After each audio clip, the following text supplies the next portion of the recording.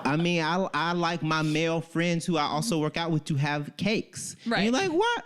Why do we care so much about our booties if we ain't a little bit bi?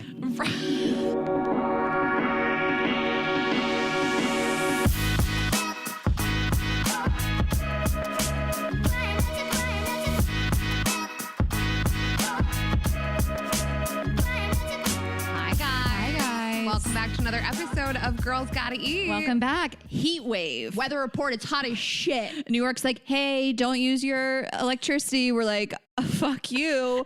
Did you ever see like the last time they sent that Amber Alert out? Did you get the Amber Alert? It's not an Amber Alert. Well, it sounded like one. No, but I'm saying it's like an Amber Alert when a child gets kidnapped. Rayna, I know the Con Ed alert. Yes, but the way no one had gotten that before. It was it was louder than an Amber Alert. I get emails every day from Con Ed that says heat advisory. But don't use. Did you get the thing where your phone buzzed like crazy? No. You didn't get it? Amber Alerts. Everybody got it. No, this was like the last time we had this crazy heat wave. New Yorkers know that we got like a crazy loud buzz, louder than any Amber Alert you've ever received. And it was Con Ed being like, turn off your washers and dryers, turn off your AC. We're like, oh, for real? And all the tweets were like, y'all turn off Times Square first. That's so true. People were like, turn off the Ferris wheel in the M&M store first. The Empire State Building gets lit up with a different light show every night. Like, why are you doing that? We're like, read the room, New York. We're going to keep our AC. I had to do laundry. I was like, can I do laundry? I was like feeling like, people were spying on me. Someone's going to call you and be like, Ashley, we know you're doing this. Please stop. And I was like, I got to do it. I did it on cold. They're never going to know. I know you got that. You must have been like taking a nap with Kane or something. Kane loves to nap. Kane loves naps. Last week, I spelled calm wrong, and I spelled it clam. And the person who has to like correct us for this also was so sweet. She was like, I love clams too. No, our like sales manager. Like in the moment I spelled it and was like, something feels off. And then even when I was editing it, I was like, is that right? And my brain just wouldn't go there. Like I thought about it. I didn't just like willy nilly, like that spelled right. I thought about it. I even, when I listened back, there was a pause. Like CLAM is such a rolls off the tongue but so much more than CALM. Mm-hmm. Like do it right now, everybody. What's easier to spell, clam or cough? CLAM. Right, you know? Like, CALM. CLAM rolls off the tongue That's more. what I'm saying. And we changed it. We got a message like 9 a.m. like, hey, can you fix this from like our ad network? And I just was like, clam.com. Like, I don't even know what that is. Probably I looked it up. Yeah, I looked it up. Did you? No one owns it. It's just like it like directs you to like something because you said clam.com and I looked it up. Okay. But it does roll off the tongue and I've made those mistakes before. During COVID, I messed up some other thing that was sort of like that. And it was early in the morning, like 7 a.m. It was raining and I was walking across the bridge and our ad sales manager was like, you messed this up. And I was like, I'm going to jump off this bridge.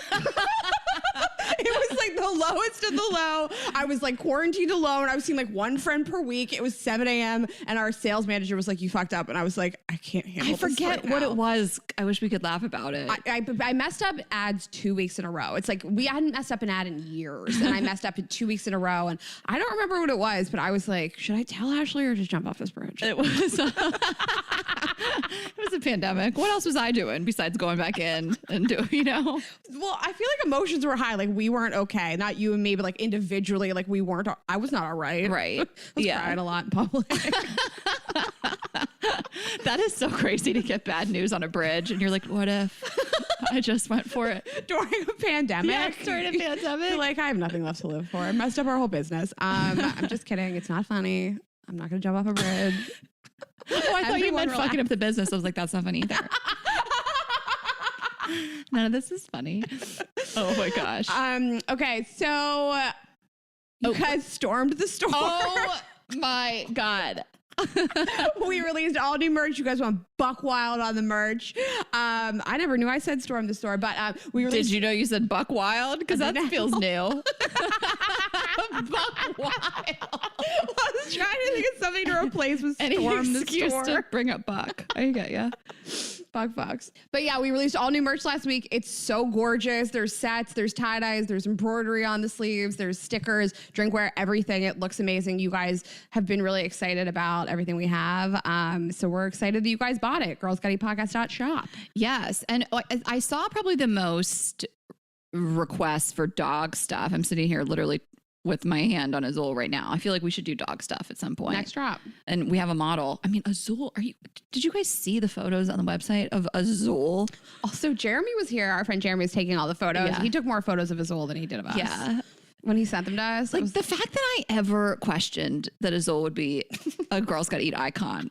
He's great for the color scheme. I know. He really blends in. Tomorrow, Azul is meeting Dr. Lisa. Wait, I didn't know that. Yeah, we're getting like, we were going to go have like an outdoor brunch, but with the heat wave, I was like, we just are probably going to go to Boris and Horton. And so Azul can be inside because he can't like sit outside with us, but she hasn't met him. Oh, I love her. It's going to be really nice for her. I know. She's And that's gonna my, love him so much. if you guys are new here, that's my vet and like angel in life. She was on our show in January of 2020, her and Richie her, Redding. and Richie, her boyfriend. And we have another really exciting announcement. Not that Azul meeting his vet was an announcement, but we have live show announcement. We added a Minneapolis night 2. We are sorry we didn't have it before. We've been working on this. We didn't think we were going to be able to do this, but we are. So it is going to be the following night after the first show, which is October 13th. So the second show is going to be Thursday, October 14th. Same venue, Fillmore, Minneapolis. And tickets are on sale now. Are they? As this comes out? Monday morning. Yeah, we're so excited. Those went so quick and we were like, fuck, we should have known. And we just want to be there with all the Minneapolis snackheads. We love the city. We love performing for you guys. So we have a second show added. You can grab those tickets and get them quick. Yeah. And finally, we get to announce Texas. I am so excited. It's the first round of tickets that we canceled during COVID. I had a good cry about it. And we are excited to come back. Yes. So Houston, Dallas, we'll see you early January. We were so excited. So Houston, we'll be there on January 13th, and Dallas, we'll be there on January 15th. If you guys already had tickets to those shows, thank you for holding on to them. They will be honored. You can get those tickets on Wednesday, August 18th, both of those shows. And you're like, wait, Austin, what? We actually had a great opportunity to come to Austin sooner, so we are going to do that. Ashley and I are headlining Moon Tower Comedy Festival. That is going to be Saturday night, September 25th at the Paramount Theater. We have 2 shows. It is going to be unbelievable, really cool. So if you guys bought tickets to Emos in Austin, if you still have those tickets, you should get an email today. That's Monday, August 16th, with your refund. And you guys can go ahead and buy new tickets. It's at a new theater. And those tickets will be available. All the tickets for all the Texas shows on Wednesday, August 18th. We are so excited. This is an awesome festival. We've always wanted to do it. You know, kind of last minute. I feel like someone dropped out. They won't say that happened, but I'm like, you know what? Whatever. We'll take it. You know what's so funny is that I was asking all these like logistical questions to our agent. I was like, is it going to cost more for our audience? Is it going to screw them? Are they going to get refunds? Ashley just goes, who dropped out? Listen, the lineup was announced in like June. They're like, yo, can Girls Gotta Eat come to Austin? No, so we, you know, if this is an inconvenience, and we apologize. Like, you know, this is just kind of this opportunity got presented to us. We're really excited about it to get to headline this festival. More tickets, right? So more people from Austin will be able to come see us. So we hope that is an added bonus here. Again, we apologize if this doesn't work for you. But again, we'll be in Austin, we'll be in Dallas and Houston in January. If you can't make it to this, you could come to those. We're doing the best we can. We really want to do this festival. Lots of fun former Girls Gotta Eat guests will be there too. I know I was talking to Francis about it the other night, Mary Beth Barone, Andrew Schultz, I believe, like all kinds of people. So hopefully we'll have some surprise special guests at these shows. It'll still be your standard Girls Gotta Eat show, of course.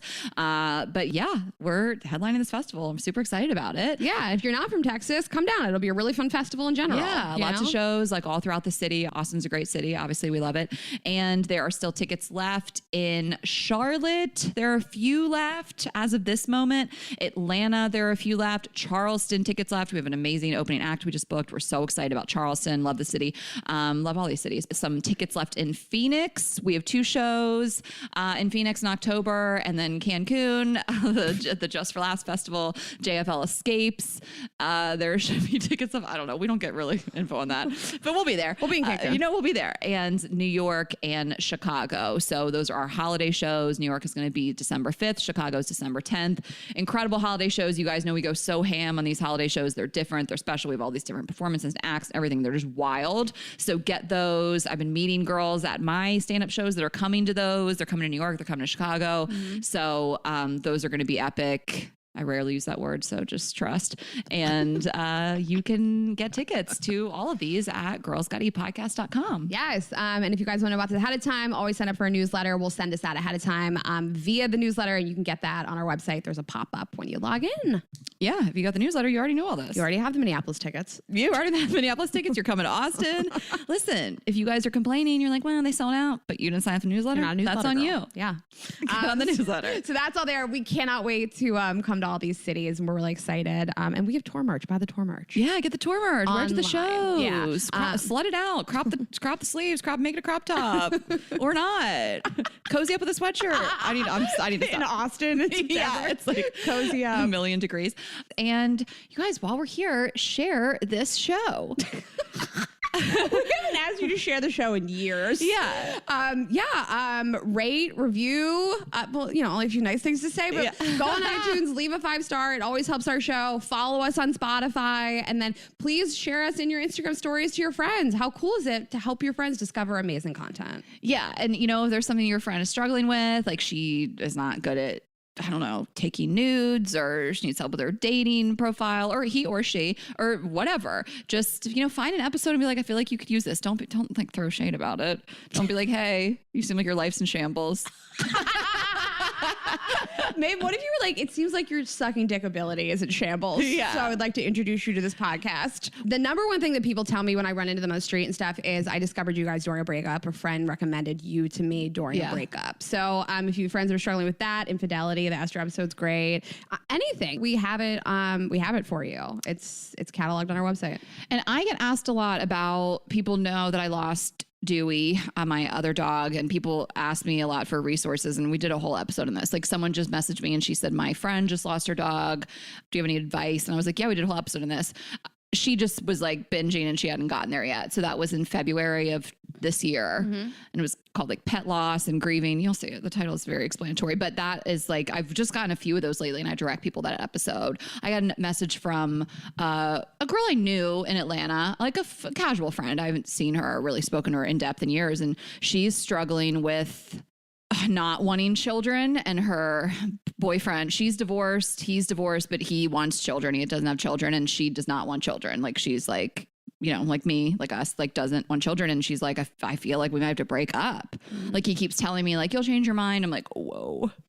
I got chills when you said yeah. And so I was like, do you mind giving me some more information? I'm just like, out of curiosity, like, I'd love to know what's going on here, because I've always feared that. And I was like, we did a whole episode on not wanting children, but only you can decide if this is going to be the end of the road for you. Also, that's the condescending thing to say. I don't like it from anybody, especially your partner. Well, I mean, we said this in the episode, but it's just as condescending as somebody being excited about having kids and you saying to them, he'll change your mind. That's a crazy thing that you would never say. But like, just to put it into perspective, that's how crazy it is to say to somebody that says, I don't want kids, you'll change your mind. Well, that's what they want to do. You'll change your mind. Have you looked at the climate lately? You should change your mind. Kidding. You can bring a child into this world if you want. It is on fire. Not the child, the earth. The earth. The planet. Mother Earth. Okay, I just want to say something to you, speaking of like our podcast and recommending like listening to podcasts. I said something to you yesterday, it just made me laugh, so I just wanted to tell them. You went on Kane's podcast this week, and I was listening to it, and it was so nice, and I was like, Ashley, I group texted you and Kane, and I was like, you were such a great guest, and you were like, Rayna, thanks for saying I'm good at podcasting. Okay. And it made me laugh so hard because it is a really unique experience for me to be listening to you and not be a part of it. And I With your boyfriend. yeah. Okay, that's not the funniest part of that text. The funniest part, I almost put this on my Instagram story to promote his episode because I thought it was so funny. So I went on Kane's podcast. It's with Greg Barrett. It's called Don't Take Bullshit from Fuckers. DT, whatever the abbreviation is. The Instagram's like abbreviated. And I told Rayna, like, you should listen to it, like mainly because we do talk about you a lot. She's like, say no more, fam. So she went in there and then she texted me and Kane and goes, I'm listening to this week's episode. Kane, you've had sex with other girls. You guys were talking about Fuckboy Island, and he was talking about how he, like, after he got divorced, he was all geared up to like fuck all these girls, and he was like, I was going in there like, I'm gonna fuck them, then I'd be on a date with them and be like, oh, you're a person, I like you, we have a lot in common. Yeah. And he made me laugh so hard, and he was like, I've had sex with a couple of people, and I was like, what? So, Kane, you've had sex with other people? Like, it's so funny to me. Kane was married, so that's, of course, it's funny. But then I was like, shit, I'm sorry I didn't tell you. But it was just such a funny conversation. You guys should go listen to the, well, Rayna's been on it too. And that's a very iconic episode because that's how you met him. So you guys should go listen to that podcast, me and Rayna's episodes, if you want to listen to more, but just start with ours. But we talked about it, how like, he can't be a fuckboy because he's not wired like one, and like, that's what I was saying about Fuckboy Island, F-Boy Island, that like the stuff when they show the like tapes of the fuckboys, like they could be playing it up for the camera and for, the casting, but like decent men don't say shit like that. They don't have it in them. They don't think like that. Their brains don't work like that. You know what I mean? It's like, we always say this, you are, you aren't. And to take it even a step further, decent men don't even want to be fed fake lines like that. Right. It's even worse to me to not even be that kind of person and be like, yeah, I'll say that on national television. Even worse. And that's just weird. Like, you do anything to be famous on TV, which is a gross quality too. So yeah, anyway. I don't know what it stems from, whether it's insecurity or you're just not a nice person or whatever it is, but like leaning into this idea of like, I like manipulating people, I like having sex with people just for personal gain and treating people like not a human, like that's not a person I would ever try to change. Be like, can they change? I don't care if they could change. No, I don't want it. And you need therapy. I mean, those people they're deeply insecure and self-loathing. That's why they do that. Mm-hmm. You know what I mean? Mm-hmm. Like whatever. This isn't what this is about today, but anyway, I'm glad you enjoyed listening to me and your boyfriend podcast together. I did. It's a rare experience. I get to just listen to you. I know. All right. What else? This thing happened. I just want to tell you really quickly. This thing happened in like pop culture this week. I feel like I'm finally having my moment. I feel like people like me are finally having our moment. Dax Shepard and Dax Shepard and Kristen Bell. They said that they only bathe their kids when they start to stink. And then all these articles started coming out. Like Jake Gyllenhaal was like, I don't bathe. And then Cameron Diaz has said the past she doesn't bathe. All these people come out and said I don't bathe. And I feel like people like me are like having our moment. Oh my God. I've been waiting for it for so long. I'm sitting here going like, I know it's so gross, right? And Rayna's like, but that's me. Ashton Kutcher and Mila Kunis were like, we don't watch our kids. Like all these like the most beautiful celebrities. Like Jake Gyllenhaal was like, I don't do it. And don't get me wrong, guys. I shower every day because I work out. It is like torture. I would rather just be jiggly and unhealthy and not work out than shower every day. So The Rock came out and said that he showers 3 times a day. I know he did. Yeah. So The Rock said that he explained it. He explained why. I mean, he works out for a living. You know what I mean? So he said he showers 3 times a day. And did you see this meme floating around this week that this guy, I guess, retweeted it or something and said, this is almost weirder than the not showering or whatever. And The Rock like responded, and this guy was like, I gotta start shutting the fuck up. Like, can you imagine you kind of like neg The Rock and he claps back? You're like, oh no. I get so hot even like The Rock was nice. I think he's like such a sweet guy. I've heard nothing but really wonderful. I've heard nothing but wonderful things about him from people. I randomly met this guy in Chicago who owns a bagel place in Chicago. He invited me to come in, and then he randomly was like, my daughter is The Rock's assistant. And he was like, I can't say enough nice things about him. He's wonderful. Never heard a bad thing. Never. Like he wanted to work out at this gym I used to go to in Atlanta called The Forum. I miss it every day. It's like one of the main things I miss about Atlanta. And never had a better butt than when I was doing Fast Twitch at the Forum in Atlanta. If it's still around, go to that class, but lower body only. Anyway, but I remember them even saying like he wanted to come work out there, but he didn't want to shut down the gym. Like he can shut down the gym. Like it's a huge gym. Like he can be like, sorry, what do you guys make in 2 hours? Let me pay, like, oh yeah. I feel like even I've heard Taylor Swift shuts down the gym. Like, but I think everybody kept saying how amazing he was. And I don't think he shut it down. I think people were in there and they were like, he was taking photos. Like, I just love it. And I've heard people say, this isn't true all the time, but I've heard, I forget who said this. It was like a celebrity makeup artist or stylist or somebody is like, the bigger the celebrity, almost the nicer they are. Like the meanest people are like D-list, like reality show, like people that want to act like assholes because they want to act like they're too good or something. I like, can believe that. You know what I mean? Like you always hear like the nicest people are like the huge names. You know what I mean? They have no reason to flex. The nicest person I ever met, I was working at Quality Meats. I was a manager there in New York. It's an expensive steakhouse. Halle Berry came in and couldn't have been sweeter. She was like, if you guys don't have a table, it's no big deal. I don't want to bother you guys. I was like, no worries, Halle Berry. We'll get you a table. She couldn't have been sweeter. yeah. We gotcha. The Rock, I don't know if you guys know this. He is the most famous person on Instagram. He's more famous than the Kardashians. He has the most amount of Instagram followers, more than Justin Bieber, Selena Gomez, Taylor Swift, the most famous. So that guy could shut down anything he wants any day of the week. He's just, God, I love him so much. Well, he's a girl dad. Like big people. Okay, so yeah. I mean, listen, I remember being a kid and being like the worst thing that could happen is that I have to get a shower. You know what I mean? Like I like kids like, hey, sorry, I got to go back to it because I just cannot speak on being a parent. And like, I feel like you get to a point where you're like, I don't fucking care. Like they hate it. We hate it. They're not getting bathed till they start to smell. I don't know. I also am like a person with dry skin. Like I do shower almost every day, but you don't have to. It's better for your skin to like let some of those natural oils seep out. I don't know. I mean, listen, your vagina is self-cleaning, like, I mean, your butt, you got to get a tushy, but sorry, I keep cutting you off. Like having more than nothing was better for me than COVID because I never showered. It was amazing. Listen, COVID sucked. It was bad, but I lived alone, so like I didn't have to bathe, and it was great. I wash my hair very infrequently. I actually asked our friend Izzy, who was a flywheel instructor, and now she's an iFit instructor, but she's dry hair too, and I was like, "Do you wash your hair every day?" And she was like, "I wash my hair like maybe twice a week," because she's an instructor every day. So I just was curious what people that work out a lot do, and she was like, "I put dry shampoo in it, clip it up. It's other people's problem. I don't care." Okay, fine. You want to go there? I have a tip. So if I don't work out, like let's say like, during COVID or like being at home or for whatever, like I can go a full blown week and if it won't look that bad, like 7 days later, if I don't wash it, the sweat is like what gets in it. But yeah, I mean, even if I am working out, I still only wash my hair 2-3 times a week. One of the tricks is, I learned this so many years ago on a blog. It's going to sound gross, you guys, but hear me out. When you sweat, I did this today.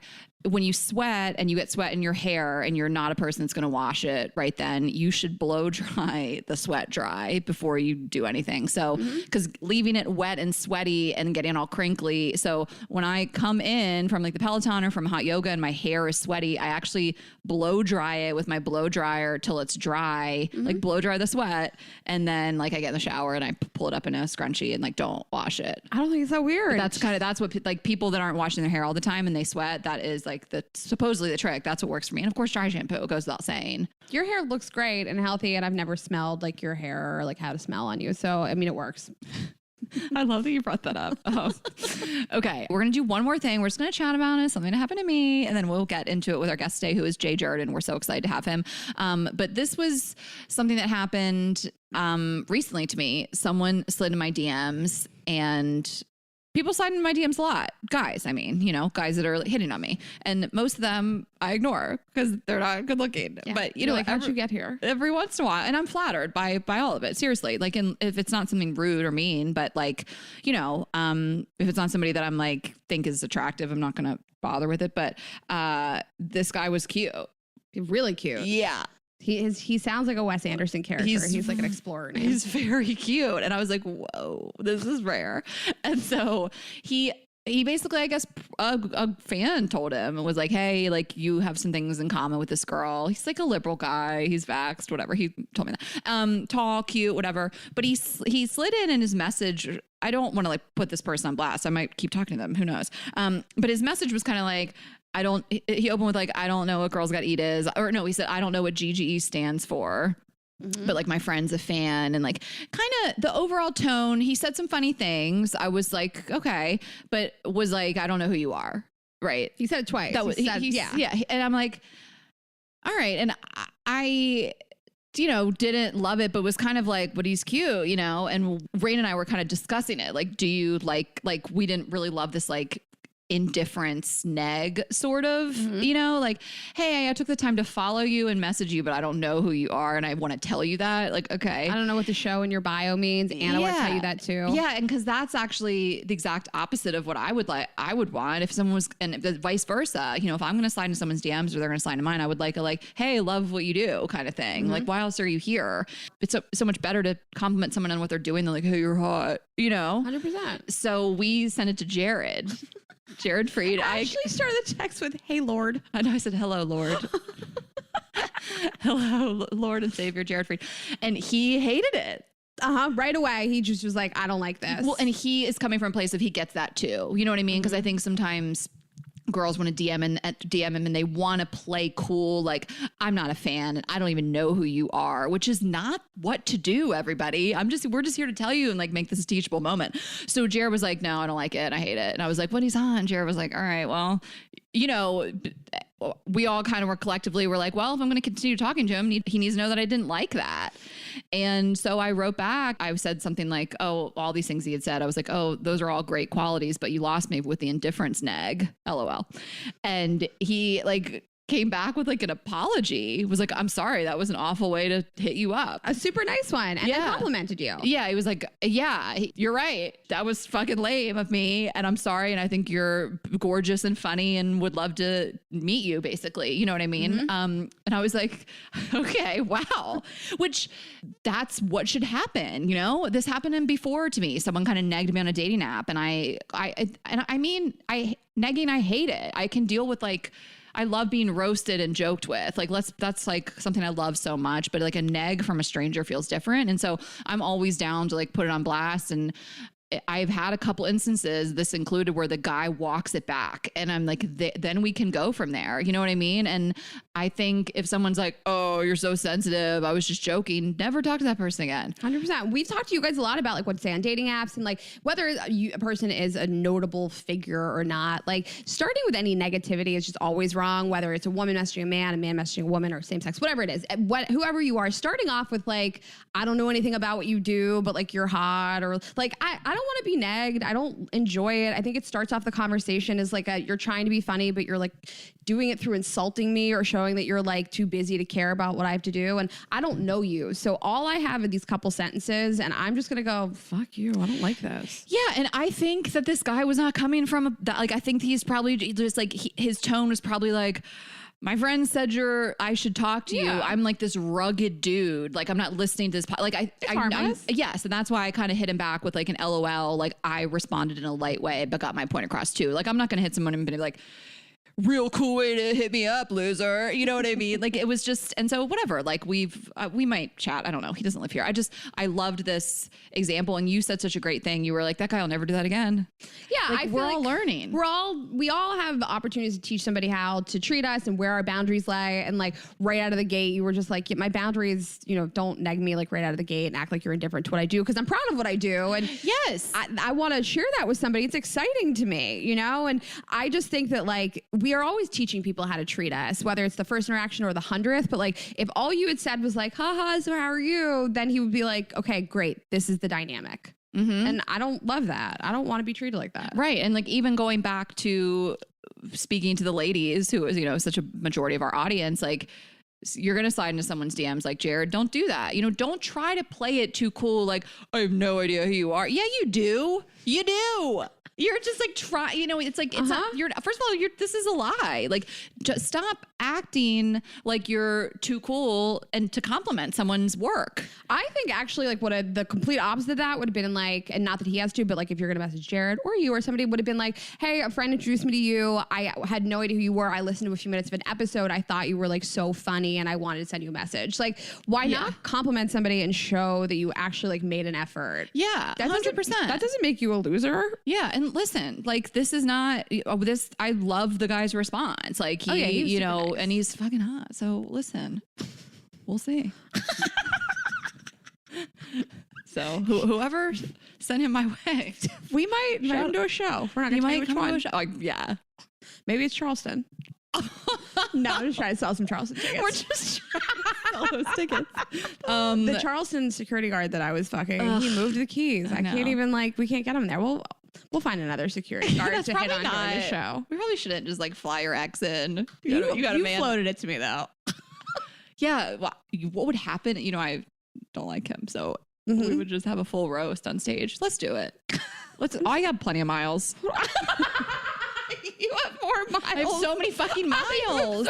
But I love this advice. We always say on dating apps, just start with something positive. If you're going to slide into somebody's DMs, always start with something positive. You're not being like, there's a difference between I'm a huge fan and I took a few minutes to listen to something that you do and I was impressed by it or I thought it was funny. And if somebody thinks you're attractive, they'll take 5 minutes. They'll look at your profile. They'll decide if you're attractive and they'll message you back accordingly. Yeah. I mean, I'm not referencing this guy. I want to be clear. We're taking him out of the mix. But that whole neg thing, the pickup artist stuff is fucking disgusting. We should do a whole episode just on how disgusting and toxic it is. Like the whole thing of that, like neg a woman, like give her a little pull back, like the whole thing. I mean, if you read that book, I haven't read it, but I'm familiar with a lot of the principles of it. It's like just so gross. And there's guys still out there operating like that.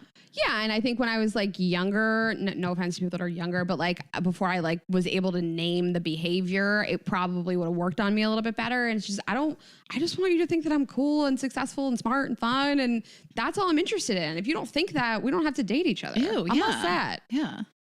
Anyway, I have a boyfriend now, so Rayna and I are both in LDRs. Wow, Dewey's gonna be so awkward this year now that we both have boyfriends. Dewey? We're in Dewey. We're in Dewey right now. We didn't even say that. Yeah, I mean, we're not right now as we record, but as this episode comes out, we're in Dewey Beach all week, sort of, half the week. Anyway. We're starting our vacation on Sunday. It's big. I don't have a job energy. When you said that, you were like, can we leave on Sunday? I was like, yeah. You were like, that's such a flex. Start a vacation on Sunday. Started on Sunday. We're like, Sunday Scaries, where? We don't know her. No, I get those. All right, guys, we are very excited to welcome our guest today. He is a New York City comedian, which you know is always our favorite. You have seen him on The Tonight Show, HBO, Comedy Central. Ever heard of it? Please welcome to the show, Jay Jurden. Yay, thank you for having me. Yay, thank you for being here. You are in your full athletic wear. Yes, windbreaker pants that are very loud, I can't sneak up on anyone, and a white mesh champion tank top. I love it. I look like I'm bench warming for like a middle school basketball team. No, you look good. I like your style. I was looking at your shoes and we're talking about how fresh they look and how Gen Z dresses. We had a very old millennial conversation before this. You just have to like accept what you can do from them and like give up the things that you'll never be able to do. Like one time I was at a Sunday brunch and I put on tiny sunglasses and I just looked squinty. That was it. Yeah. It wasn't cute. That's not one of the things I could pull off. So I was like, okay, let me see if I can play with silhouettes. Well, and I can appreciate some of it because they just have kind of given up on like trying. No. Because like trying to look cute or match. Right. Or like, you guys did not let me finish. Like looking so like skinny. You know what I mean? Like it used to be all about this like skinny jean and the silhouette and this like high boot. Like they're like, we're going to wear a dress with an Air Max. You know what I mean? Like they're like, we don't care. We're going to wear our dad's jeans and a shirt from the thrift store and a big sneaker. Like I'm not even throwing shade. I'm like, I like that we're more free to not look. Which sucks though, because like the shadiest thing all of the women before us could say to someone is, well, you look comfortable.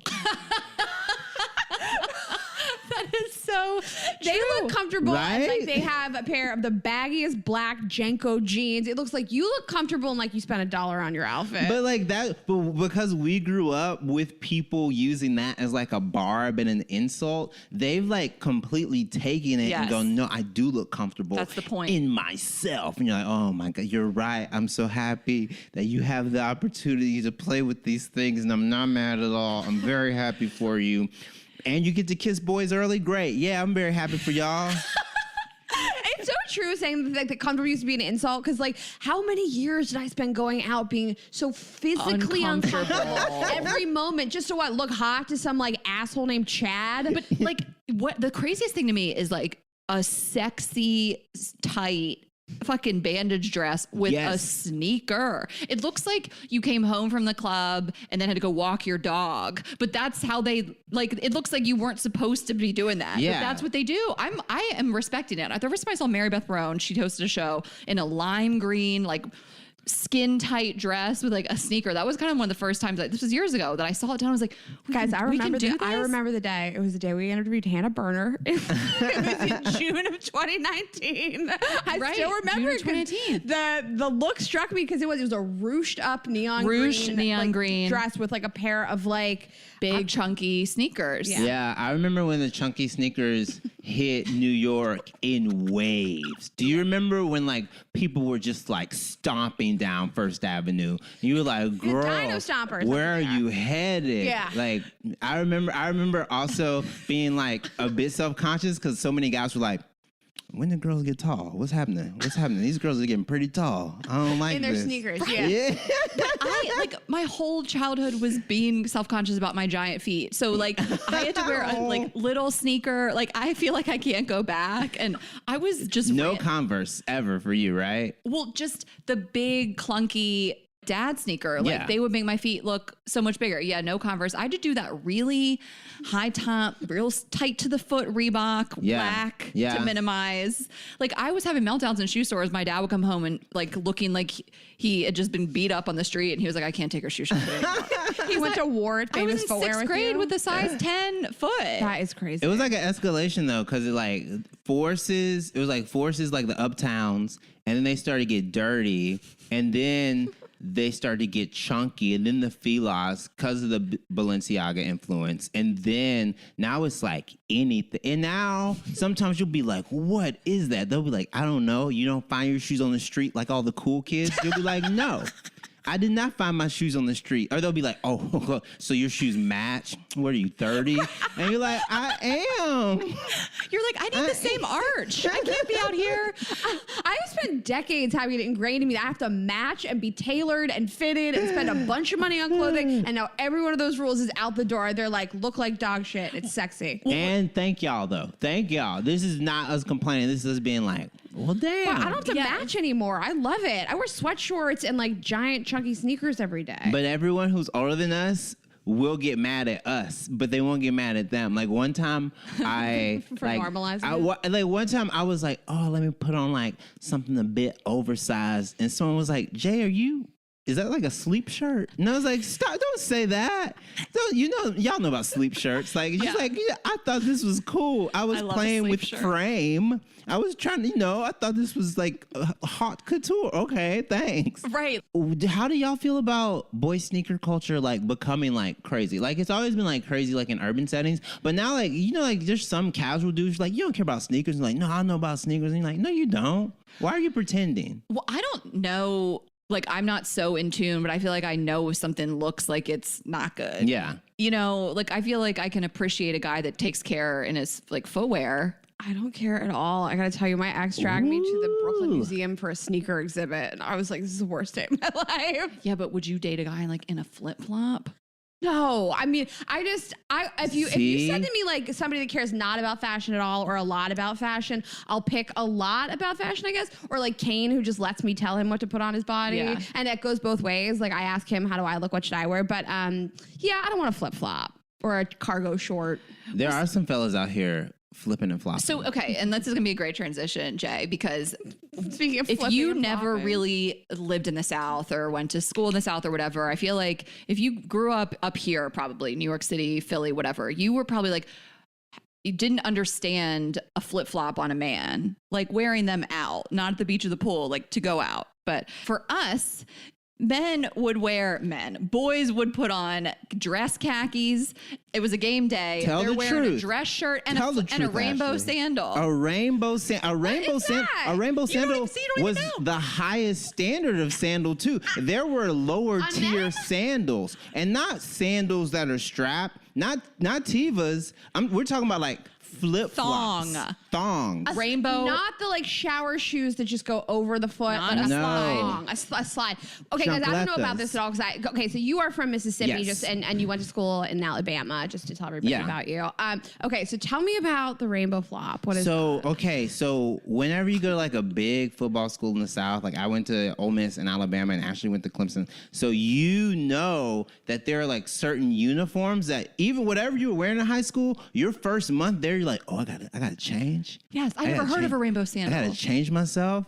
Like Ralph Lauren Oxfords, like like short chinos or khakis, shorts, belt with an animal on it, with usually a whale or a crocodile. And if you think that's an alligator on Lacoste shirt, people will make fun of you. It's a crocodile. Shout out to Renee Lacoste. And then here's what happens. People like go, okay, I can go. This once again, this is like dated. This is like if we're talking like 07 to 012. So you can have like topsiders when it's cold, like Sperry's. Like a boat shoe. People make fun of boat shoes, but like people used to rock them. And then flip-flops. Like dirty flip-flops. Like, and they were like the whole thing of a rainbow sand. So they're leather. They're decent leather, but like they were the top tier, and they would hurt, and you'd have to kind of break them in. And like you wouldn't want to be caught dead in like a reef. You had to have a rainbow. And reefs were for the pool. Guys, I'm Googling this. I don't know what you're talking about. Reefs were for the pool. There's a time and place for everything. Decorum is very important in Southern institutions. But I became so accustomed to like men in flip-flops that I didn't really think it was a big deal. Like even guys I dated in Atlanta, like flip-flops with jeans. Yeah. And now I live here and I'm just like, a flip-flop with a jean. Wait, y'all, for people, okay, rainbow is a style. It's not a restaurant. It's not like a red, orange, yellow, green, blue. It's a brand. No, it's a brand. I thought it was a color scheme. I'm thinking about like men wearing rainbow. It's a brand. Rainbow Guys, brand. I had no idea what you're talking about. But they were so tough that you're right. You had to wear them down. Like you had to have like indentations of your feet in them. You molded them. And if you got kind of like a pair that was dyed a little too hard, your foot would turn brown on the bottom. Like, I'm like, I would wake up and I'd be like, what happened to my feet last night? Are you looking at them? Yeah. They're still around. They're like, you see them now and you go, oh, how do you pair that with anything? And they didn't. Oh, look at that butt. Why would they choose that guy to model it? What is that toe? Like, those toes are like my toes. Well, because that's what the dude's feet look like. These men, these 18 to 24-year-olds in the South, they're not getting pedicures all the time. That's true. Well, I think it's like we're a dating podcast. We're going to talk about dating relationships. This segment's going to slap. This whole footwear. this is not, yeah. Well, we want to talk to you about what you talk about in your comedy. We've heard you talking about other shows about being sexually fluid, being a gay man in the South, being a bisexual man in the South. And we haven't really done like a deep dive on being sexually fluid. So we would just like love your opinions and thoughts. And you are currently in a relationship with somebody right now, right? Yes. And the way that works is that whatever you did before was going on like in your relationship, whatever you did before you were in your relationship, that stuff still exists. And a lot of people who are queer or were queer or have had experiences, sometimes they go, oh, that stuff didn't exist. Or some people will say, oh, that doesn't exist for you. Because for men, a lot of times, and people who are like seen as masculine, whenever you go to start to do queer stuff, people go, oh, you're gay. It's done. It's one-way door, shut, locked, closed behind you. And then if you ever like go, oh no, I like made out with a girl. Oh, I think that girl's like, she's really hot. She's very pretty. People will be like, what is this? Betrayal of trust. But you're like, but I felt that way. Yeah, I felt I that way. Have to power through hooking up with that girl.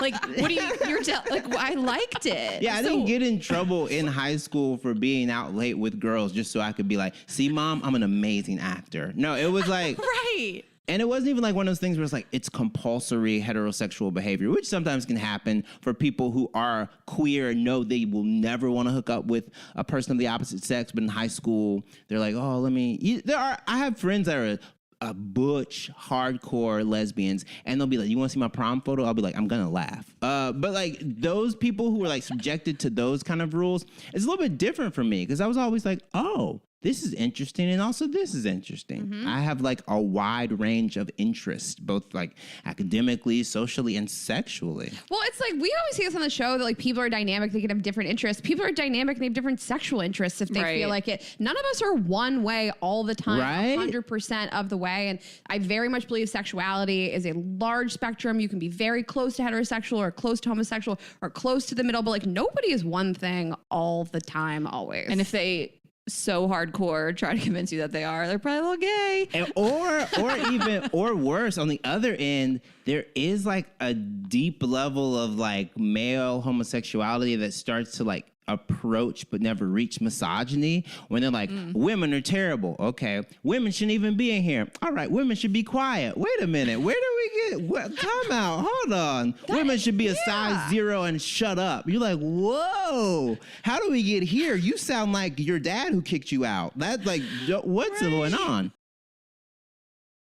So can we travel through high school, college, and coming out? 100%. So in middle school, I remember... Yes, let's go back to middle school. I remember being like, oh, like, okay, that gay is bad. That's kind of when you hear it. In elementary school, like, things are like kind of childlike. Middle school, because of puberty, you kind of start to go gay equals bad. Right? Mm-hmm. Like, that happened, I think, in a lot of people's middle school.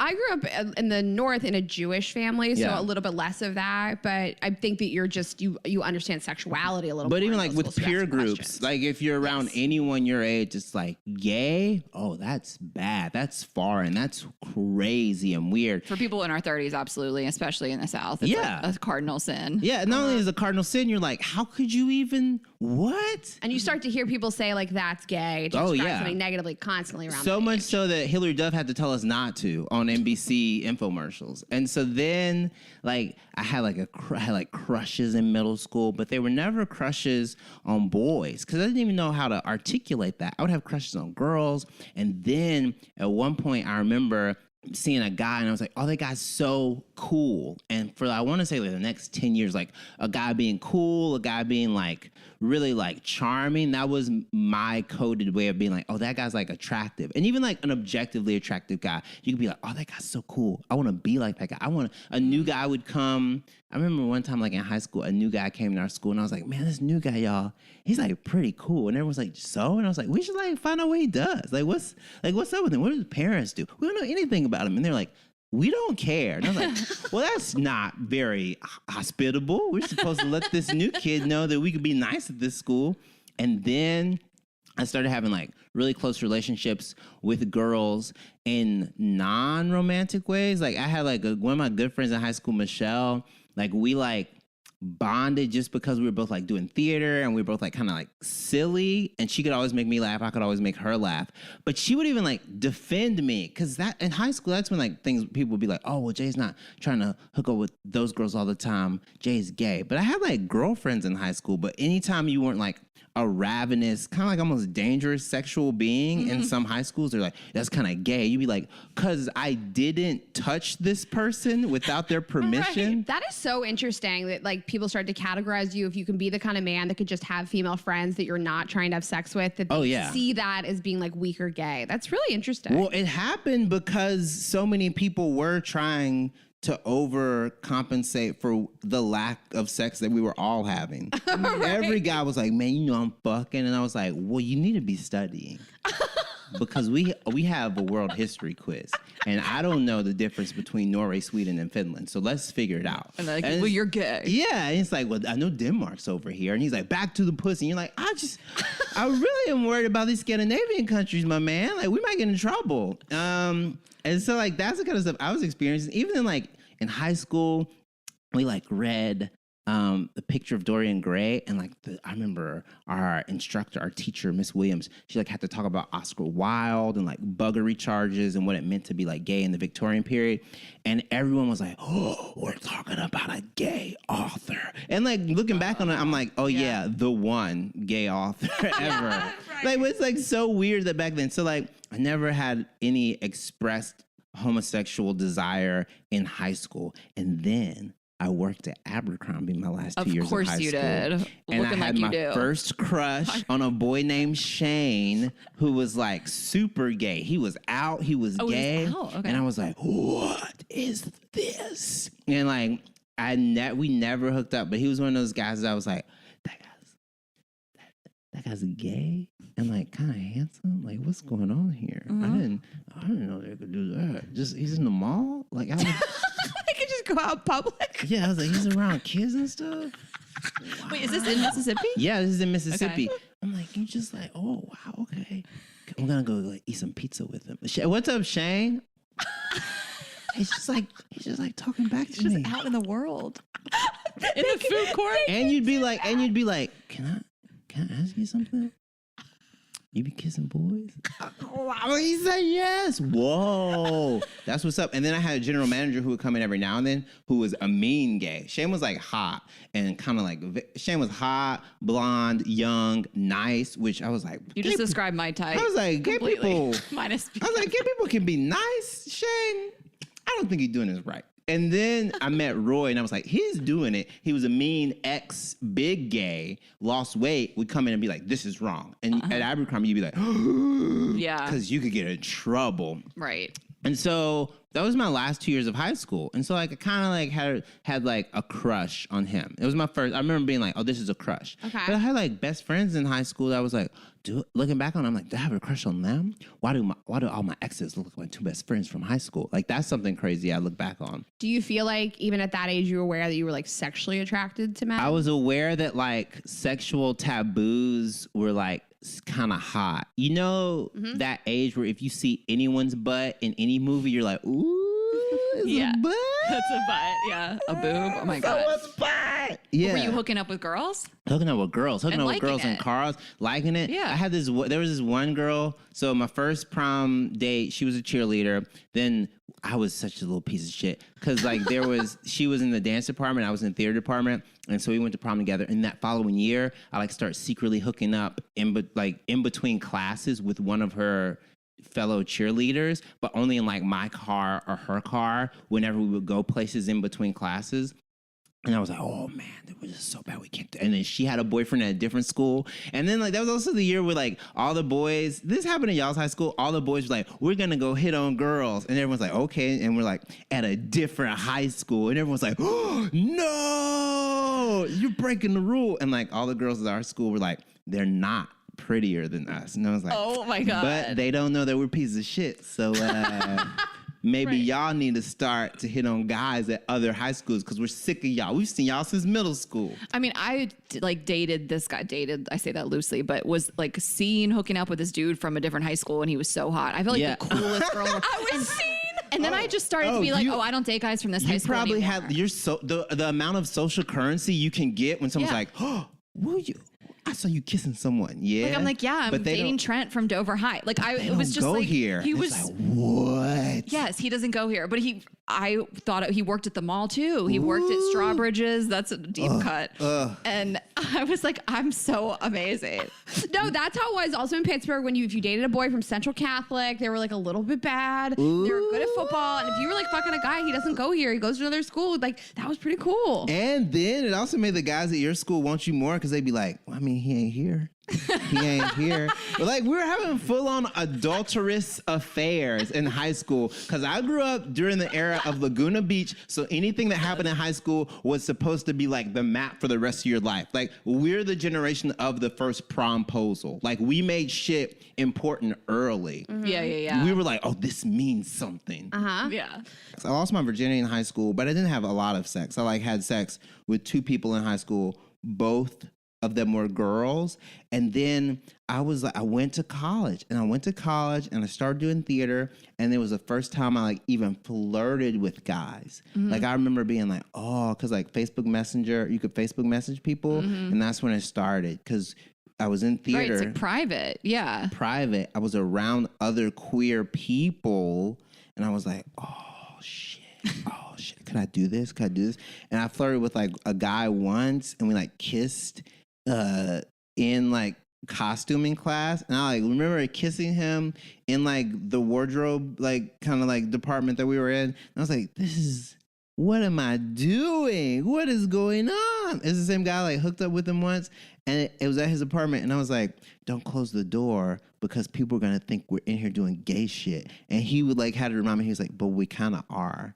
Yeah. Doing gay shit. So what kind of stuff like would not, is that the first person you hooked up with? That was the first person I hooked up with, but he didn't become my boyfriend. I had like one serious boyfriend that was like a super secret serious boyfriend. So I came out after that relationship. I was going through like a really tough time. We broke up and my mom was like, why are you so sad? And I was like, oh, this is why. And she was like, this is the first time she'd ever heard me talk about like a relationship in college, like that was like serious enough for this. And she like asked about the person. And at this point, you kind of have been using non-gendered terms for so long.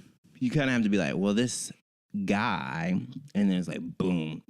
And so she asked me like, what was like, not really the ratio, but she was like, oh, okay. So like, and I was like, oh, I've like dated girls too. And I like guys and girls. And that was kind of the end of it. And I have a joke about it in my set where like then one time we went out to the perfume shop for her, and there was a guy at the perfume counter who was like hitting on me. It was the first time my mom saw like gay stuff going on around her with me. And so like she was super chill. The only person who I think even had a little bit of a problem, my brother who's younger than me had to be like, what's going on? And now he's fine. But like I never had like I'm going to hell moment. I just had like a very like, well, I don't know what's going to happen because I'm already doing theater. You know what I mean? Like I'm around queer people. I had come to terms with the idea of like not to shun and like be a terrible person to folks early.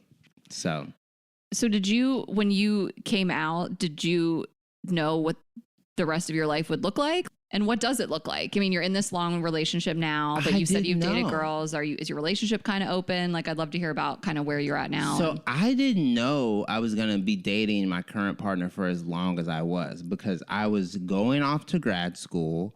I did not want a long, like kind of big relationship. I didn't want to do long distance. But then I was like, holy shit, like we've been together. We might as well stay together. I really like this person. It's a 3-hour drive. We can make that work. And I was like, holy shit. And so that happened in 2012 as like when I left because we met we like started dating in 2011. So 10 years this November. And it was like crazy to me. I was like, I didn't see any of this. I was like focused on trying to be a good actor. I was focused on trying to like figure out what I was going to do. And so then whenever that like offered me that kind of stability, I was like, oh, okay. But throughout the entire journey, like it was never one of those things where I was like, oh, I'm bi until I'm not. It was always like, well, but Jay's pretty bi. Like to the point where like begrudgingly people have to be like, I mean, he's a horn dog.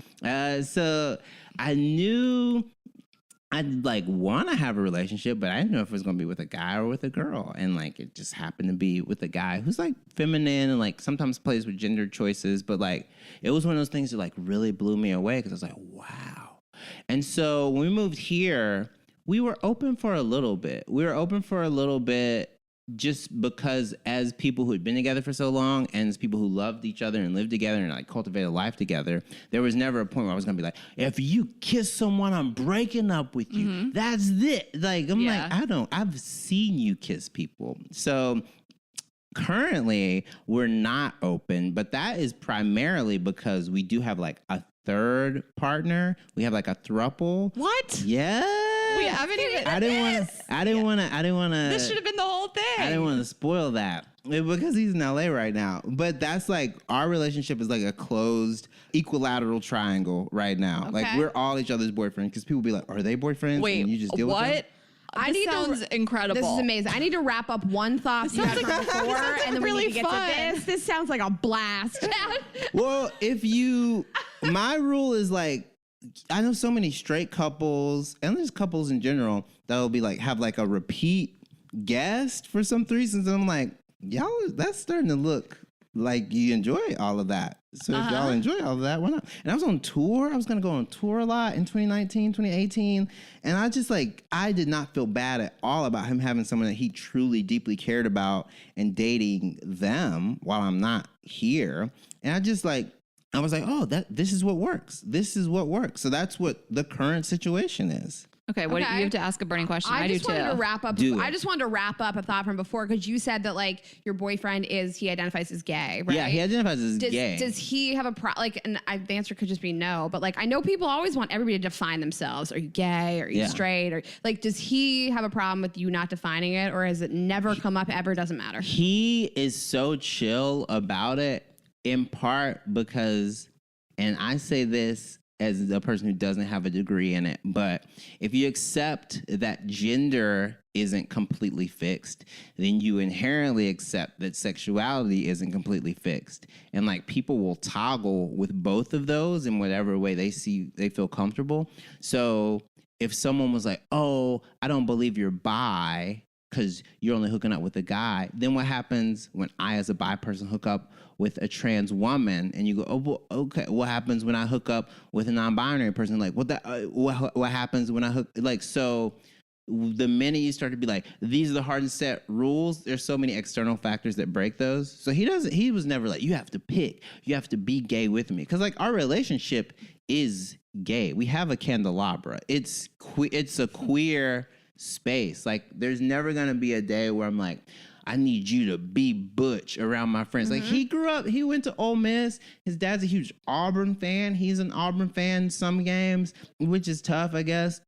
But that's probably his biggest struggle. I mean, like, you know what I mean? Like having a shitty SEC team. Like he gets me and he gets it. He's also not one of those people who's grossed out by the idea. There's some people who put on like a performative act like, oh, I could never even hook up with a girl. I know so many gay guys that say I could never even hook up with a girl. And I go, yes you can. You hook up with a bunch of girly dudes. So I promise you can. The perfumes are the same. You're fine. You will be fine. Well, there was that like groundbreaking scene on Love is Blind where the guy that like Diamond is engaged to tells her that he's bi. Yeah. And she's like, you lied to me. And she's flipping out and it's very emotional and upsetting. And I had never seen that on TV and I'd never heard somebody say like, I don't necessarily like owe you this information and it's hard and not everybody understands these things. And yeah, and there's like, I mean, there's a history of like secrecy and like that's so many women's biggest fear. Culturally, we've put that into a entire multiple generations of women's head that like your husband has a secret. And the first thing that women go is, oh, it's another woman. And someone goes, worse. And they go, oh, it's another man. And they go, no, it's 3 other women. You go, oh, I would have. Okay. Like that better than the man. Better than a man. Like it's like so scary to them. And part of it was like men in the 40s and 50s who were gay, but also decided they wanted to have a nuclear family because there was no way to be gay. Still happening. Yeah, there was no way for so many people to be gay. So they have families. So now you married a man who loves you and who loves the kids that y'all created, but also like has a part of himself that he had to hide. And culturally, we created a lot of that. Like, we put that pendulum in motion. So that's like a big fear that a lot of women have. The other thing is that culturally, being bi is so much more acceptable for women or people who identify as femme, right? Because everyone will go, oh, well, it's not real sex, and that's misogynistic because people don't think lesbians have real sex. Okay, I actually like didn't know the reason. What you Yeah. know, culturally, They yes. go, but oh, that guy's I never that guy's thought in of charge sex of that being a part of it. threesome. That's why. Oh yeah, that guy's getting it in with both of them in that threesome. And I'm like, you don't know who's pegging who and what during that threesome. If it's like Yeah. a male, female threesome. So, have you hooked up with straight women? Yes. Okay, and then so this is like I just feel like we have such a large audience of straight women. Yes. So you hear a guy is bisexual and you're like, what? Okay. Yeah. You might feel like I'm not saying me, I haven't dealt with that, so I can't speak on it, but I think maybe women are like, well, I don't really like that, but I don't know why. Or like, Yeah. you know, let's even take the fear that they're just gay out of it. We don't subscribe to that here. So they're like, believe you. They're like, yeah, you're bisexual, but I don't like that you sleep with men. Like, do you run into this? I think that I was lucky enough to be hooking up with girls in theater department and in college that were chill about that aspect of things simply because of the circle of friends. I never had a girl be like, you lied to me. I can't believe this. This is disgusting. What I have seen is girls go through the loss of like what they thought was like a potential future partner. So a betrayal of trust, if a guy kind of like takes away what they were like longing for, that's like a human reaction to things. If someone says, oh, we're going to build a life together, and that person says, we can't, you go, what? But no, I wanted to with you. And that is completely normal and completely fine. I think whenever a person starts to say, oh, I would never date a bisexual man, what I would love people to replace that with is I would never date someone who I don't trust fully and who doesn't trust me fully. I don't want to date someone who's gonna run around on me because I need a strict monogamous relationship right now. Because there are girls who hook up with dudes and you don't know you don't know where his dick has been. 100%. And like, that's like the same fear. You're just like, oh, I'm worried that he's out here. But like, people just need to make it more about like what you want for your relationship at that moment in regards to monogamy. Right. But I mean, I think women probably are like, okay, but I never thought about this. I figured I would just always be with a straight man. Yeah. I didn't think I would ever end up with a guy that like fucked other dudes. You know what I mean? And so I think they're having to like shift things that they'd always like their whole mindset on. Yeah, I think of the Sex and the City episode where Carrie dated the bisexual guy and she like couldn't do it. Yeah, but like, because bi people are like the largest contingent of like the queer community, if every guy that has jerked off in the room with another guy like had like a little pin that had to like let everyone know he was bi, because that to some people is a gay enough experience to be like, well, I mean, we were all watching the same thing, but I was like, dog, you're like, dude, you're like hung. Like if every guy who had like some sort of same-sex experience or homosocial bond had to identify as bi, then the dating pool would be so low.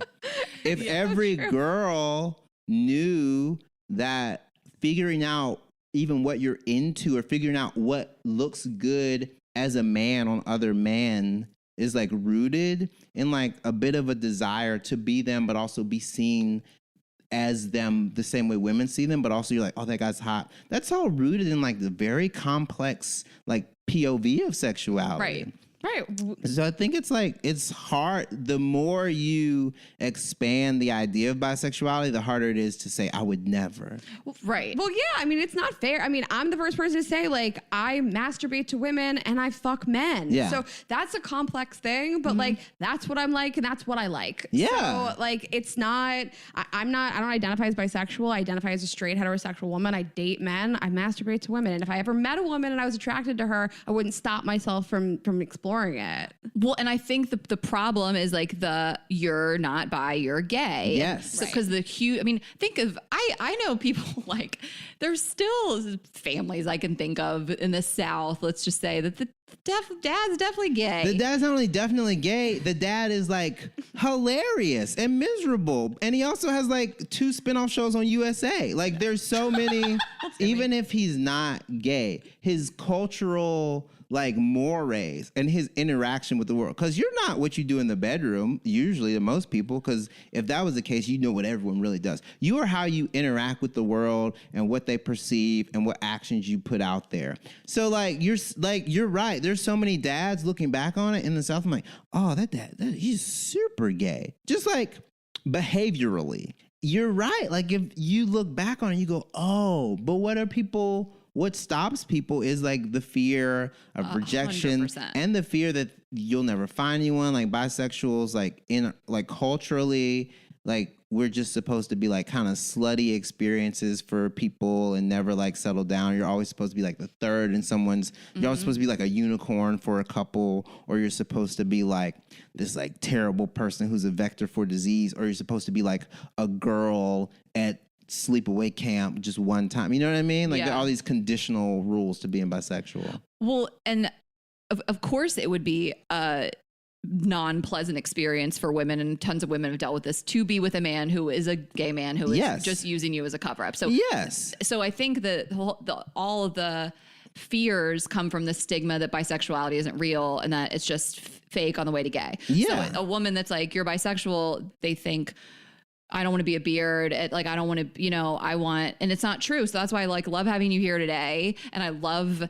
just being able to share experiences more. They're like, hey, this is real. And you could be dating a guy that's bi, that thinks you're fucking sexy and hot and like wants to fuck you and be with you. Like, he's not just, because also, like, why would you choose bisexuality? Because you were like, couldn't come out. Like, that's the other thing. You know what I mean? Like, you literally gain nothing. Right. I say this as a man, and to a lesser degree for women culturally in the U.S. where we are right now on this podcast recording date. As a man, you gain. No one's like, man, I knew he came out just to get all that pussy.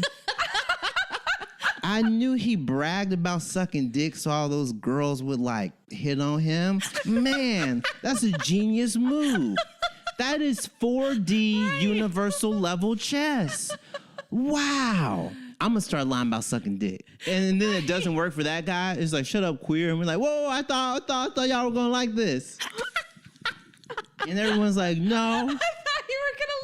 No. It's so true. Like, why would it? No, guy's like having sex with his girlfriend, like, yeah, and then I'm gonna suck his dick. She's like, but you don't have to. What is going on here? Yeah. Like, do you know of any man, for example, that is saying he's bi and he's just secretly gay? Like, is that even that feels like a myth? I feel like they're adolescent people, perhaps, right, when you're still like on your journey. Yes. Yeah. But I think the opposite happens a lot more now. There are a lot of straight guys who are finding out what has been deemed gay is pleasurable and enjoyable to them, even in heterosexual experiences, even culturally. If we go back to like the 60s, and I hate to be like graphic, but whatever. Like, do you think all of our grandmas weren't sucking dick? Sucking dick was something faggots did.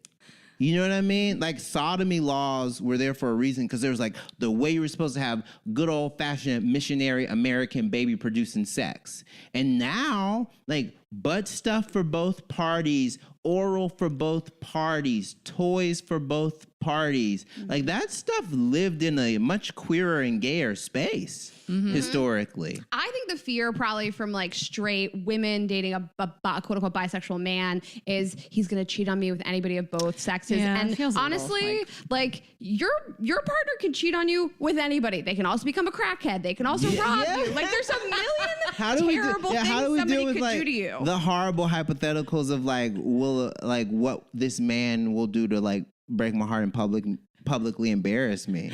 Right. He could also become a crackhead. I love that phrase. Yeah, he could also he could not just like lick crack, he could smoke it. Yeah. And also, you shouldn't be with anybody that your first thought is they could cheat on me with X, Y, and Z. I think that's what goes back to Jay saying. Yeah. Like, it's not that you don't want to be with somebody bisexual, it's that you don't want to be with somebody that you don't trust. Like, if you want to be in a monogamous relationship. I feel like people, I know that people still say that, but it feels like such a dated take. It's like, but we're in a bar and he thinks men and women are hot. Great. Let's check out the dudes together. Yeah. You know what I mean? Like, we relate more now than ever. I just think there's people that are going to cheat on you and people that aren't, and that's that. Who cares which hole they're sticking it in when they're cheating on you? They're cheating on you. Because so many more women recently have been able to be like, I wouldn't hate like a male female threesome, like a MMF porn viewership and like just social acceptance is like on the rise. How do you think that happens without bisexual men? Do you think two straight dudes are like, all right, stay over there, dog. Don't make eye contact with me. Stay on your end, pimp. We're about to switch. Stop. You know what I mean? Yeah. It happens with guys who are like, man, you're doing a really good job. It's like, man, you're doing a really good job. We're killing it. This is amazing. We're killing this threesome. Yeah. We're crushing it, dude. Like high fives and butt slaps. Like that's what you want. It's so weird. Because no one ever says, oh man, I don't trust bisexual women. Because now this is girls gonna want threesomes all the time. And you know I got a herniated disc. I can't do this. That's true. I had never had to like be afraid to tell you when I was dating that I like lesbian porn. Like the guys I've dated want me to talk about lesbian porn while I fuck them. Like, what do you like? Love that for you. Thank you. I love that for you. Yes. I mean, how many things do we think were created because men were in the closet? Wrestling. Oh, wrestling, water polo, Football. everything. Men's retreats. Oh, any sort like Camping? Okay, even recently, like the focus on like dudes being like, oh yeah, but that man skips leg day, and it's like you could tell from his quads and his hamstrings and like and his glutes. And his glutes. I'm just saying, my man doesn't look evened out. I mean, I like my male friends who I also work out with to have cakes. Right. And you're like, what? Why do we care so much about our booties if we ain't a little bit bi?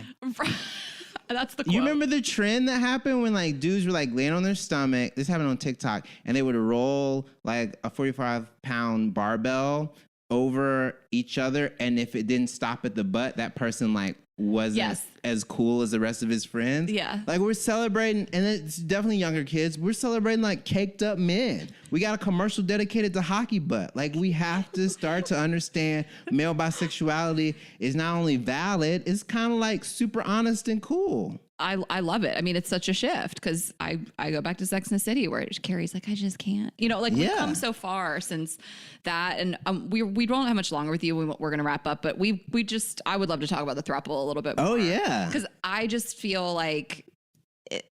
Ashley wants to get Eiffel Towered so bad. I just like, you know, like, is it ever... This is the stupidest, like, pettiest question. No Do you ever feel like, are you jealous that they're like getting closer? Like, you know, they say like three people can't be best friends because two people are going to be a little closer. Like, is it just totally open or? Oh no, I think anytime that like you have a semi-open relationship or just like you're dealing with like non-monogamy in whatever form it chooses to take, you have to like accept that jealousy is like a human condition, and like addressing it and like the way you like talk about it and talk through it is like what you do about it. Because like you get professionally jealous, you get like culturally jealous, you get like you have jealousy in any sort of interaction with like other people. You can be like, oh, okay, well, I mean, I think I look pretty good too, but all right, I guess this person is getting their drinks before I am a bartender. Okay. So true. When I was at CC in the Hamptons, I was like, guess I'm not hot enough. You're like, all right. I've been here longer. I've never thought that. All I think is you can't see me down here. That's what I think. I can't use that excuse. So like I get very happy for both of them whenever they like get super long. And like that's something like a lot of like kind of like new wave like non-monogamous people like talk about compersion and how you can like be happy for someone experiencing joy and experience like sex, but like I never get oh no, I'm so worried. Yeah.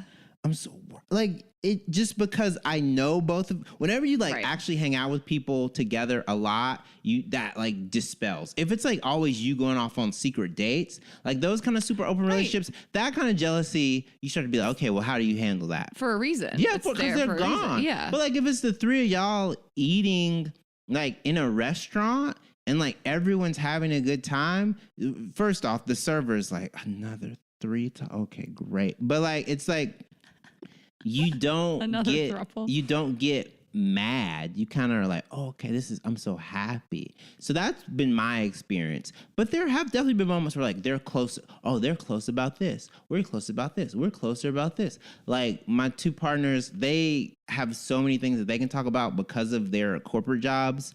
And like as a stand-up comedian, I'm like, I don't know what is what is a spreadsheet?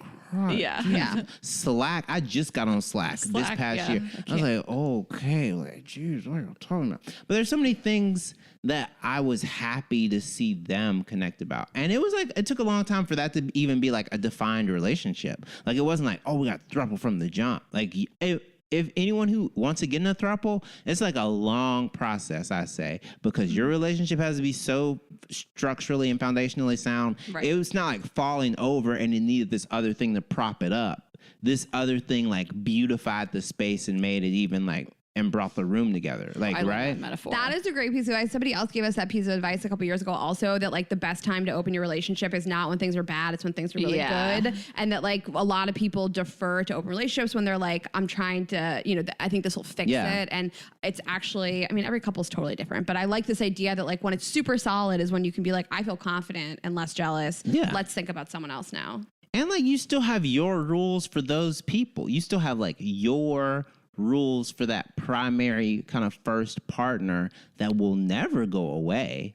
If the rule is like, okay, like we'll see this person 2 to 3 times a week, they're not going to move in, we love and respect them, but we also love and respect their time, then like you don't deviate from those rules. Well, that was kind of, I was going to ask about that.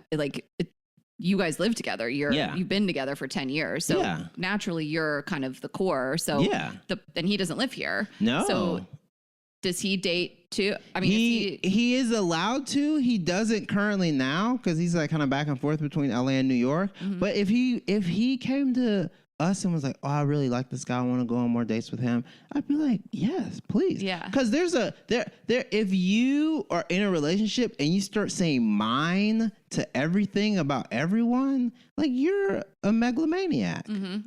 And not everybody has to like that. Like we had somebody years ago say to us, like, you have to get over your jealousy, and no, you don't. If that's not what you feel like, that doesn't work for you, then you don't be in that kind of relationship. But it sounds like it works really well for you. Right. I also think that like it's just very funny that like so many people are talking about it, and the reason that people talk about throuples and like opening up relationships currently is because generationally we all saw what happens when you don't. Like all of our friends were like, well, my mom and dad hate each other, and maybe they didn't start off that way, but like because we've been like so scared to like let women want to have like a love of their life that also has amazing sex, and maybe those 2 men aren't the same. Like, I know. I can't wait to see Sex Life season 2. What they do with that? Did you watch that on Netflix? I heard about it. I heard about the shower scene. Everyone's talking about the dick. I mean, I loved it. It's kind of, it's not the best written and acted show, but that's what it feels like, that she's going to have them both. Yeah. And she says at the end, I'm not leaving my husband for you. Yeah. So it's going to be, I'm curious to see how they play it out. Because but what about all those people who don't understand that relationships like evolve and like not necessarily have to change, but you go, okay, what works now? What didn't work? Like when I said, oh, we were open at one point. We were like open at one point. Like you could go on dates with other people if you wanted to. Like the rule was just like that person like didn't need to affect our relationship. And then that ended up being like crazy, like time consuming and busy. And like just kind of like neither one of us, I was like, I have an amazing apartment and an amazing boyfriend. I'm gonna go home. I'm gonna go home. I love that you said that it can ebb and flow too. Yeah. Like I was listening to Dan Savage on, I think You Up maybe, and he was saying how he's been with this partner forever and they weren't open, then they were, then they were. I mean, like we always just say there's like no rules to this shit. Like whatever works for you works for you. Like I don't know. I feel like people can't comprehend. They're like, well, once you open it up, it's gonna be open forever. It's like, no, I don't know. Not really. It doesn't have to. It doesn't have to. It could be, or it doesn't have to be. And because like, how many people do we know with granddads with like secret families? Right. Everybody I know with an open relationship has had opened and closed. One person's been open, the other one has not been open. Yeah. Like, there's not like one way to do this. There's a million parameters. A one-sided open relationship. We've seen that. A one-sided open No, relationship. Ashley and I just know what we know. One where like the one person is open and the other one's just like she'll do what she wants to do. I think we're headed towards a place where people go, oh, this is how my relationship works, which I like for bisexuality, which I like for like non-monogamy, which I like for like the new form of whatever people's monogamy looks like. Because it used to be that like some men didn't even like their women. They didn't even like their female partner. They were like, I don't even like her. Mm-hmm. And like, that's been the old ball and chain. Yeah, the old ball and chain. That's a radical shift culturally where people are like, I really like hanging out with this girl. Mm-hmm. She's funny. She makes me laugh. We watch stuff together. I'm watching the stuff she's watching. Man, these girls are going through a lot of stuff, man.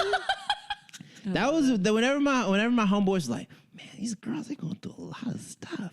That when I knew one of my friends started to care so much about his eventual wife, where he was like, she's been through so much, and I didn't even do it. It was like her mom's like, you know what I mean? Like those kind of relationships weren't showcased to us enough when we were younger, and we're finally getting to like be those examples, and I think that's really cool.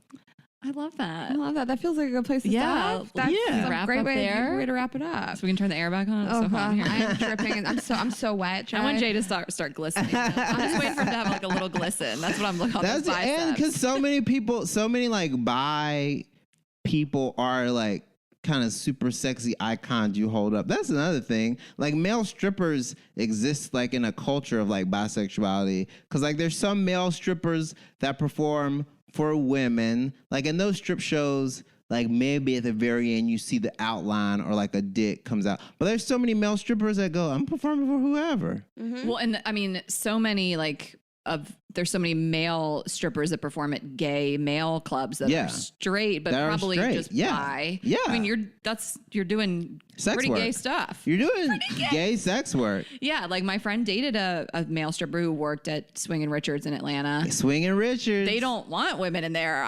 They'll turn away a bachelorette party. They're like, it says no bachelorette parties. Like they're like, we're for men. You can come in if you can behave, ladies. Yeah. But the guys that work there, like they probably run the gamut of full blown like straight that they just give lap dances to men or bi or gay. Mm-hmm. But anyway, now we're going down a rabbit hole. But I never thought we'd get to a Swingin' Richards reference. I love that. Well, I'm glad that we got to record with you today. This is so much fun. It was so fun. I've been staring at your fingers the whole episode. I know your hands are. We had Usama Siddiqui on the show, and he has the longest fingers, and it was like part of half of the episode. Like an Usama hand. You could like palm a basketball, no problem. Yeah, when I was because my limbs are like, my arms are like long. Arms, yeah. Anyways, I just wanted to plug your fingers before we wrapped up. That's what's up, everyone.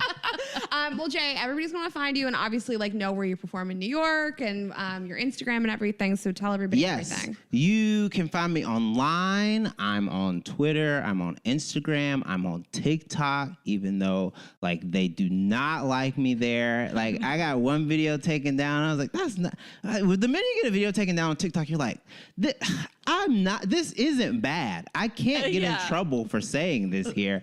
But yeah, it's all just Jay Jurden, no spaces. It's just my name, JayJurden. And I perform all over the city. I'm at the Cellar a lot. I'm at Stand Up New York, The Stand. Like, I think West Side now is open again. So you can catch me in New York. And I usually I try my best. This is like the comics conundrum, to update my calendar on my website weekly. Good for you. I don't even have a website. I try. Girls Gotta Eat. Well, my website is actually the stand.nyc.com. So I try. And it is updated. And I tweet terrible, silly stuff, but also thirst traps. So I know we had that on the agenda today, but then we got carried away with much better stuff. Yeah. But we'll have you back. Yeah. We'll do a whole thirst trap tutorial. If y'all ever want me to help a dude take better thirst traps, I can teach him. My boyfriend. I can teach him. All right, guys, and you know where to find us, girlsgotteatpodcast.com. Get tickets to the live shows, merchandise, sign up for the newsletter, Girls Gotta Eat Podcast on Instagram, Ash Hess, Rayna.Greenberg, girls_gotta eat on Twitter, and youtube.com/girlsgotteat. We'll see you next week. Have a good week, guys. Bye.